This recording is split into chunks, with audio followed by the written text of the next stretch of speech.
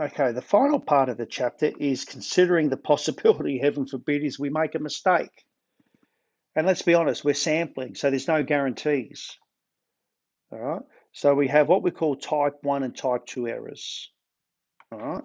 So a type 1 error occurs if we reject the null hypothesis when we shouldn't, when it's true. Okay.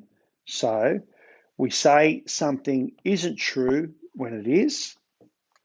A type 2 error occurs if we don't reject the null hypothesis and we should have. All right. So fortunately enough, they don't often ask these in a tech free because it's just getting clear the rule in your head. So let's have a look at our type 1 error occurs if I reject. So if I say H naught is false when it's an example of it.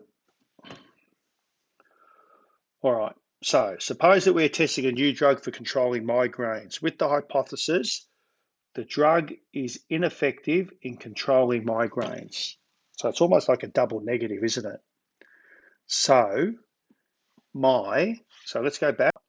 So what does that mean?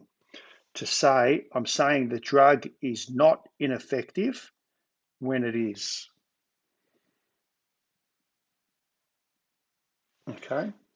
So in other words, I'm saying the statement is false when it's true. So in other words, if it's not ineffective?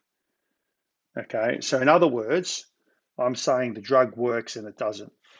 That would be a type 1 error in this scenario. All right. Type 2 error would be saying that the statement is true when it's false. Okay. So what's it? So by me saying the statement is true, I'm saying the drug is ineffective. I'm agreeing with H naught. So a type 2 error would be saying the drug is ineffective when it actually works. All right. So I just think these are a nice little statements you've got written down, all right, to determine the nature of a type 1 or a type 2 error. All right, let's finish off with this example. Mean level of chemical contaminants in a dam is 2.4 milligrams per litre with a standard deviation of 0.2. Let the random variable x bar represent the mean level of chemical contaminants. 16 random samples. Write down the mean and standard deviation. So the mean is obviously 2.4. Standard deviation is going to be sigma on root n, which is 0.2 over 4, which is 0.05. We've had major flooding. The mean level of chemical contaminants in the dam from 16 random samples is found to be 2.6. Determine whether this sample provides evidence that the mean level of chemical contaminants has increased. So, suitable hypotheses. H naught, I'm going to put mu is equal to 2.4. All right. And this is clearly directional because we're worried about increasing. I'm going to say for my null, my H1, that mu is greater than, probably should be greater than, not greater than or equal to. So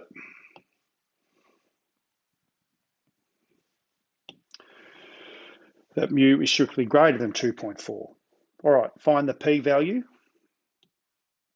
So the normal CDF of being greater than 2.6 to infinity in a 2.4 0.05 distribution is very small, 0.00003. It doesn't happen. So then how come it happened for our samples? So since P is less than 0.05 at the 5% level, we can reject H naught. Okay, so we have enough statistical evidence to suggest that that H naught statement is not true, so that we accept H naught and accept H1. All right.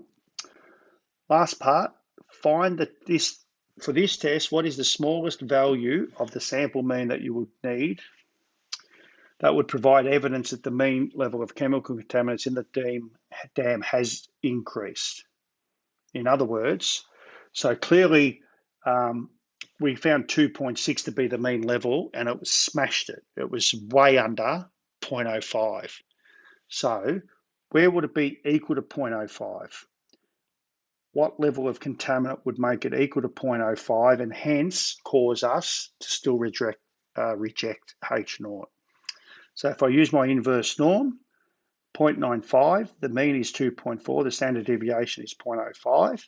That gives me 2.482. Okay, so I could have put a 0.1 in here.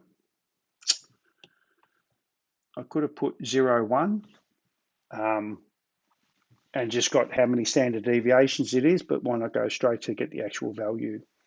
So in other words, if the sample had a mean of 2.482 milligrams per litre, we could have still rejected H0. Okay,